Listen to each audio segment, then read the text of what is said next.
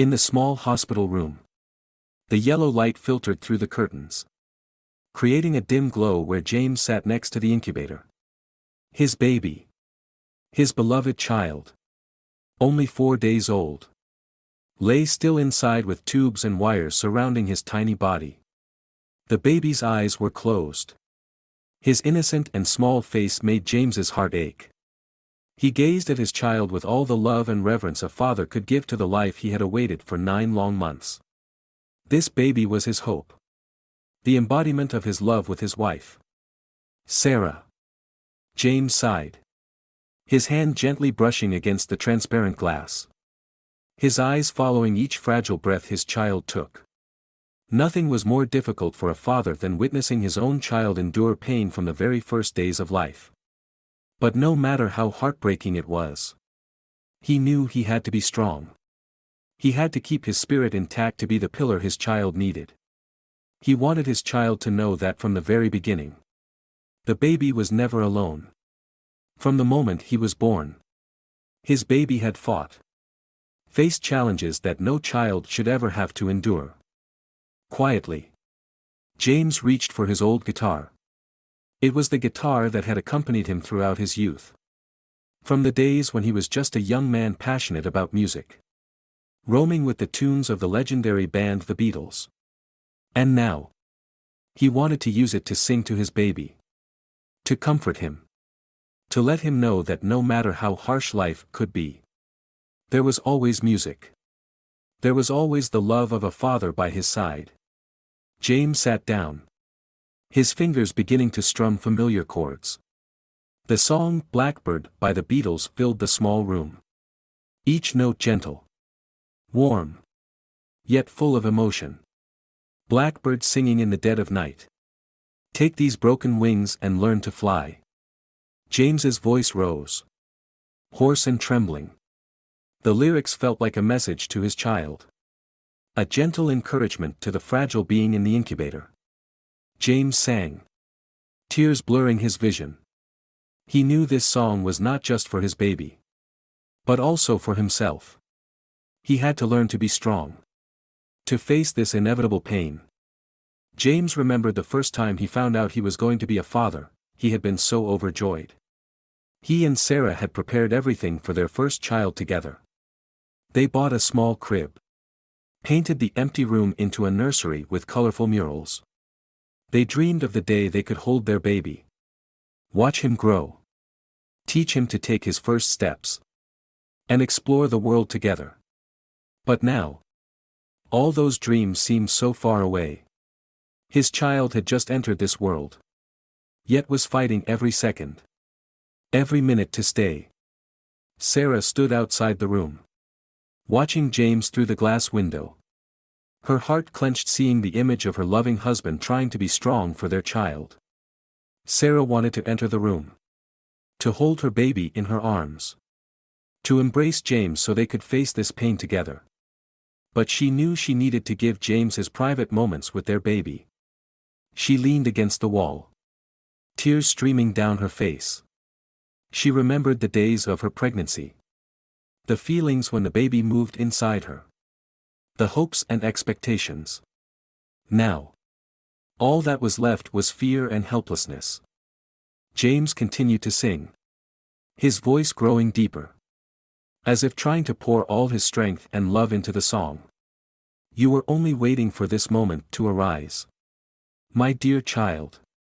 Please stay strong. Keep fighting. You came into this world. You brought joy and hope to your parents. Even if only for a brief moment.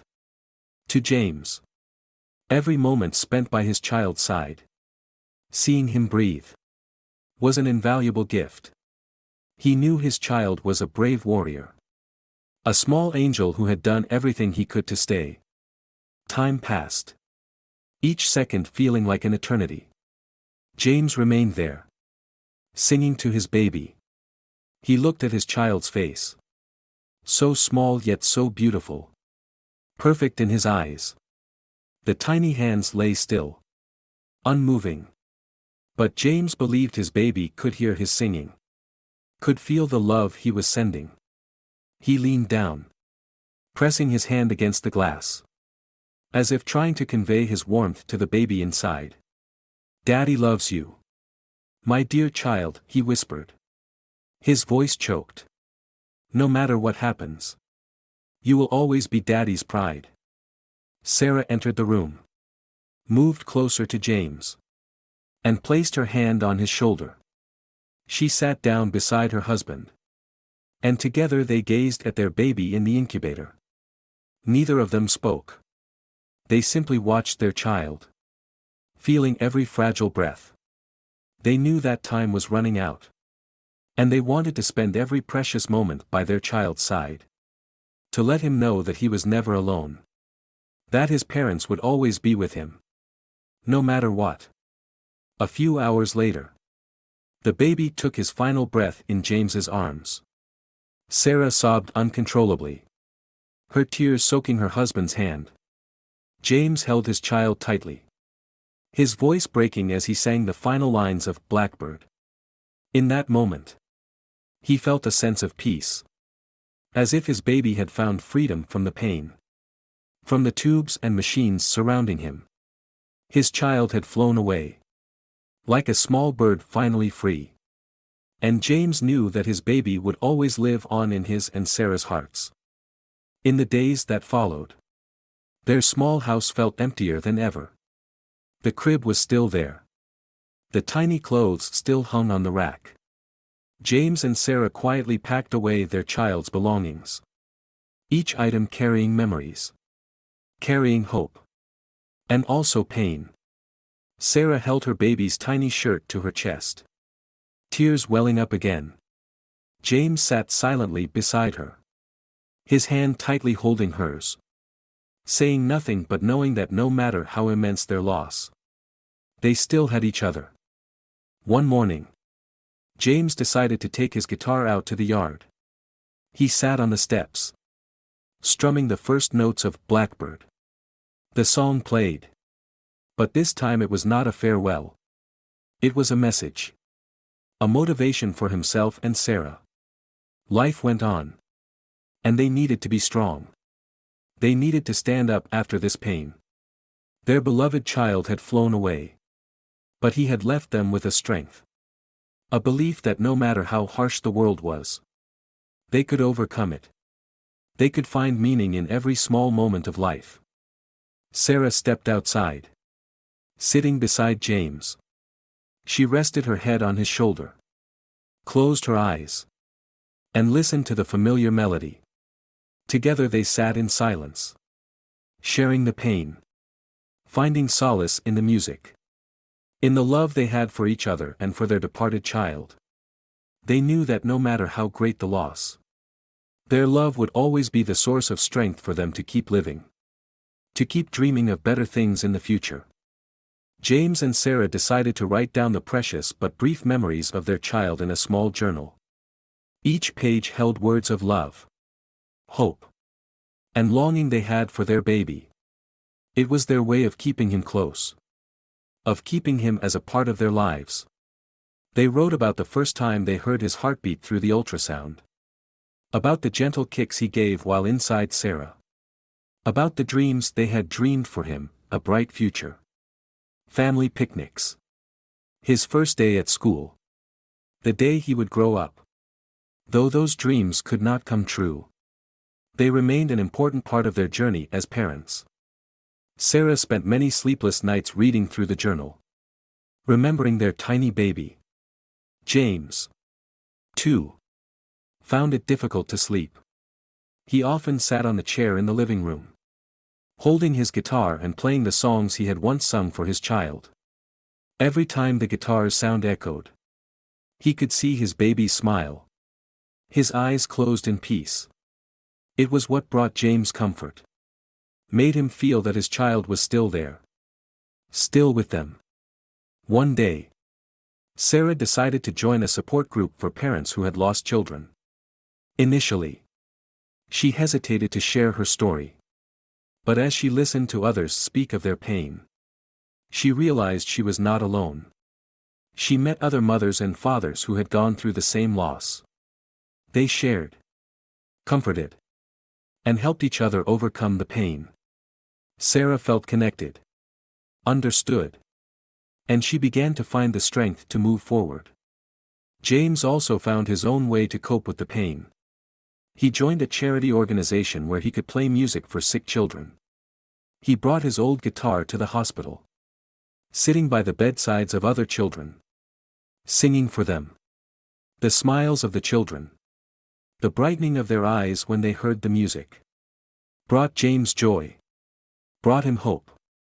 He felt he was doing something meaningful, bringing comfort to children who needed it.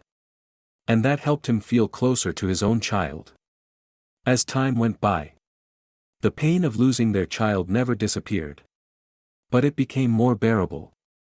James and Sarah learned to live with the pain, to make it a part of their lives. They did not forget their child, but they did not let the pain paralyze them. They found joy in the little things in life, in each other's laughter, in the quiet afternoons walking across fields, in the silent moments sitting together, listening to the music coming from the old guitar. One spring morning, James and Sarah decided to plant a cherry blossom tree in their small garden as a way to remember their beloved child. They chose a spot in the garden where the sunlight shone down, where the tree could grow and bloom. When the first blossoms opened, James and Sarah stood side by side, gazing at the small, light pink flowers swaying gently in the breeze. They felt their child's presence, as if he was still there, still watching over them, still a part of their lives. James picked up his guitar, beginning to strum the familiar notes of Blackbird. Sarah stood beside him, smiling at her husband, then closing her eyes, listening to the soft melody that echoed in the tranquil garden. Blackbird singing in the dead of night. Take these broken wings and learn to fly. The lyrics felt like a blessing for the future, for the new life beginning. To James and Sarah, their child would always be a little bird who had flown away but had left behind love, hope, and the courage to keep living, to keep loving and dreaming. Time never stops, but love is eternal. James and Sarah knew their lives would never be the same, but they also knew they would always have each other.